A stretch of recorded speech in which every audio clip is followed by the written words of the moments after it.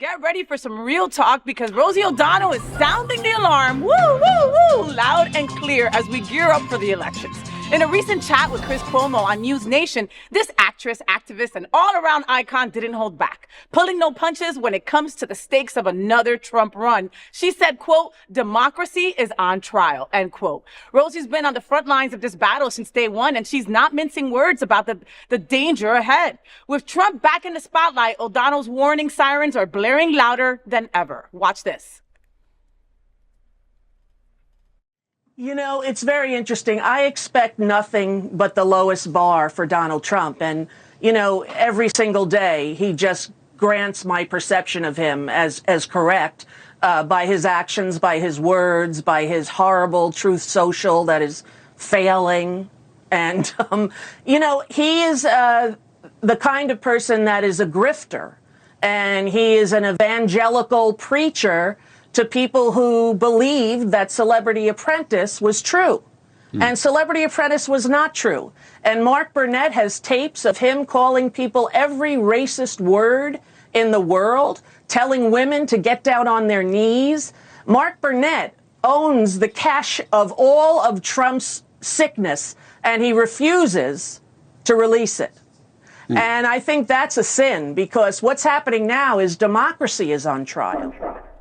Rosie goes after Trump, and I live for it. What are we all talking about? I love that Rosie called out Mark Burnett like that, saying, you know, like, you've got all the footage of this shit, and you're not going to let it out. Of course he's not. He's a white man. Like, well, he's going to protect Trump. And Trump, if he wins, is probably going to protect him. Yeah. I mean, I'm talking to a lot of people about it at the bar, and they're coming in, and like, if he wins, it's a shit show. If he loses, it's a shit show, because you don't even know what, I mean, January 6th might be just sort of like the precursor. Oh my God, must have been the practice run. Can you imagine? He loses, or God forbid I say he dies, because if he dies, all of a sudden there's some sort of conspiracy. Like, a million things can go wrong no matter which side of the chessboard you play on. Yeah. So good for her. I mean, she's always been very, very outspoken. Very outspoken. And she's telling the truth. Like, Mark Burnett, who knows what they're hiding in Russia? All these conspiracy theories. Yeah. But I mean, all those conspiracy theories are derived from something real, though, Alex. You know. I don't understand how this guy is convicted, or this guy's on trial, or this. And he still gets to run for president. I mean, I know. How does that make sense in any? It's insane. Like, the guy's literally on trial and indicted, and still the primary, like, won the Republican primary. Mm-hmm. What does that say? I don't know. It's ridiculous is what it is. And, I love that Rosie, like you said, is outspoken. I loved Rosie back in the day. Do you remember when she had her talk show? Everything. Okay. I loved her talk show. And as a little lesbian, I was like, my God, I want to be like her, right? Yeah. And then she came out and then went cuckoo. Like, just lost her shit, which can happen with coming out. I totally get it. And I don't know what it's like to come out on that scale where she was at either, Which is kind of the worst kept secret, and I mean, come on, right? Like, she didn't have to shave the side of her head for us to know. She didn't have to get the lesbian mullet for us to know that we knew, Yeah. But I mean, she has been a firm advocator against Trump since the beginning. Yeah. And she's not afraid to call people out. Like, I mean, we need to hear more of this. I mean, and what would you call her? What would she be like if she were a guy? Speaking like this, I mean, if she were, they wouldn't think of her as an angry lesbian like they do now, Alex. So that's it. It's the truth, And I mean, let me ask you something. That's interesting that you said that at the bar, the Eagle, Wilton Manors, please come by. Please come. I love you, Chuck. Hi, Chuck. When a leather bar, right? A leather bar. There's people there with very little clothing, and we expect it from you, Alex, and yet you are still talking about elections coming up and voting and stuff like that. So. I work happy hour. In addition to the night shifts, I work the happy hour shifts. And what do? The music is low, so you chat back and forth.